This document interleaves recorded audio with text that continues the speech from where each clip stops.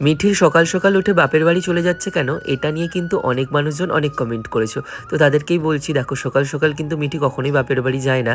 তো আজকে কিছু কাজের জন্য কিন্তু বাপের বাড়ি গেছিল মিঠি। আর সেখানে গিয়ে কিন্তু আমি সমস্ত রান্নাবান্না কমপ্লিট করছি।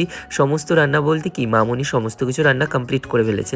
আমি শুধুমাত্র চিকেন কষা বানাচ্ছি। আর চিকেনটা আমাদের বাড়ির মতো বানাতে গিয়ে কিন্তু এমন পরিমাণে ঝাল দিয়েছি যেটা কেউ খেতেই পারলো না। যাই হোক, রান্না বান্না করতে কিন্তু আমার বেশ ভালো লাগে। মামনি কিন্তু বলেছিল সেই নাকি রান্না করবে, বাট আমিও বারণ করেছিলাম যে না, আজকের রান্না কিন্তু আমিই করব। মামনি কিন্তু সমস্ত কিছু জোগাড় করে রেখেছিল, আমি শুধু গেছি আর রান্নাটা কমপ্লিট করেছি।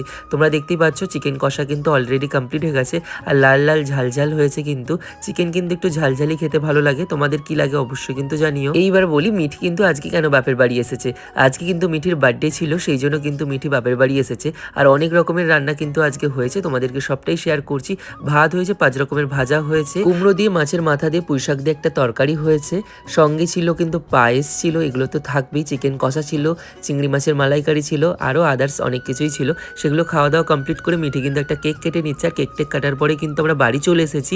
যেহেতু আজকে আমার বোনের গায়ে হলুদ, মানে মাসিমণির মেয়ের কিন্তু গায়ে হলুদ, সেই জন্য কিন্তু মিঠি সুন্দর দেখে একটা শাড়ি পরেছে। আর এই সমস্ত শাড়ি কিন্তু মিশো থেকে নেওয়া হয়েছে, তোমরা চাইলে কিন্তু অবশ্যই কিনতে পারো। আর হ্যাঁ, মাও কিন্তু সেম একই কালারের কিন্তু শাড়ি নিয়েছে। যাই হোক, আমরা কিন্তু মাসিমণির বাড়িতে চলেই এসেছি। আর আসার পরে কিন্তু সমস্ত সবাই মিলে একটুখানি হলুদ খেলে নিচ্ছিলাম। আর মাসুমণির মেয়ের কিন্তু কালকে বিয়ে, কালকে কিন্তু আরেকবার হলুদ হবে। আর আজকে কিন্তু আলতা পরানো আর হলুদ হয়েছে, এটা কিন্তু এদের নিয়ম, সেই জন্য কিন্তু দেখতে এলাম, ভীষণ ভালো লাগলো। আর ওইখান থেকে আসার পরে কিন্তু মা আর মিঠি দুজনে মিলে ঝগড়া করছে, যে আমাকে একটাই কথাই বলছে যে কাকে বেশি সুন্দর লাগছে। আর আমি কিন্তু পুরোপুরি ফেসে গেছি। আমাকে ওরা বলেছে যে কোনো একজনের নাম বলতে, তো আমি যদি মিঠির নাম বলি তো মায়ের রাগ হবে, আর মায়ের নাম বললে কিন্তু মিঠির রাগ হবে। তাই জন্য তোমাদেরকেই বলছি, আচ্ছা কাকে বেশি ভালো লাগছে অবশ্যই কিন্তু কমেন্ট করে জানিও।